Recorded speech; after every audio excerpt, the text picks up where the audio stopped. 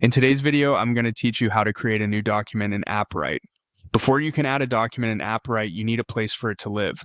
That means setting up a database and a table, which is where your documents are stored.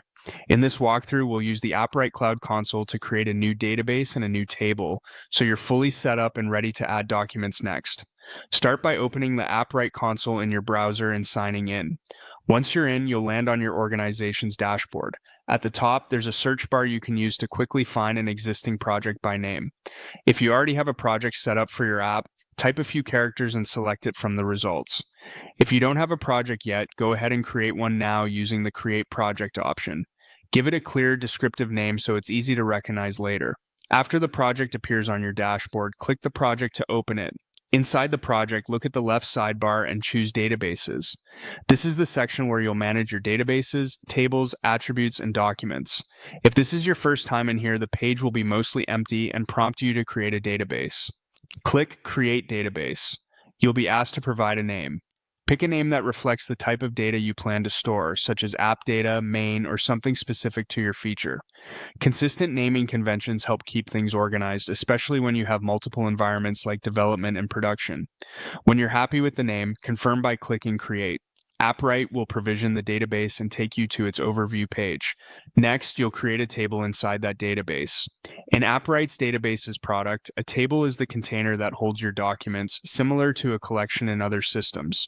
Click Create Table. You'll see a simple form to enter the table's name. Again, use a meaningful, singular name that matches the type of record you'll store, such as user, order, task, or post.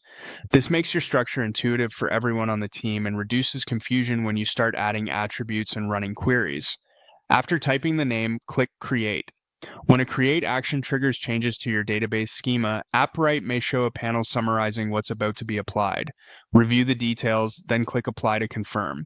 This ensures the table is created and the schema update is finalized. At this point, you have a database and an empty table ready for documents. A quick note on concepts. Databases are the top-level containers, tables live inside databases, and documents live inside tables. Documents are your individual records, and they'll follow the structure you define with attributes on the table, such as text fields, numbers, booleans, and more.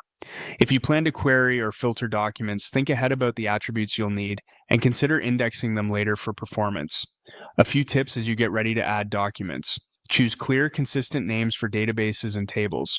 It pays off when your app grows.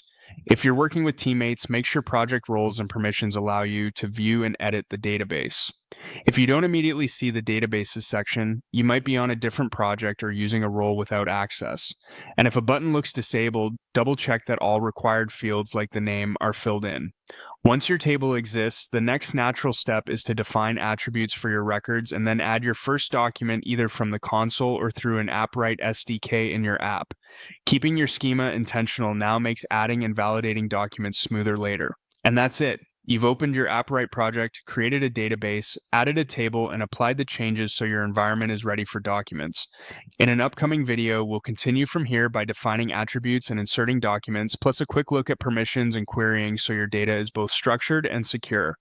Thanks for watching, and I'll see you in the next one.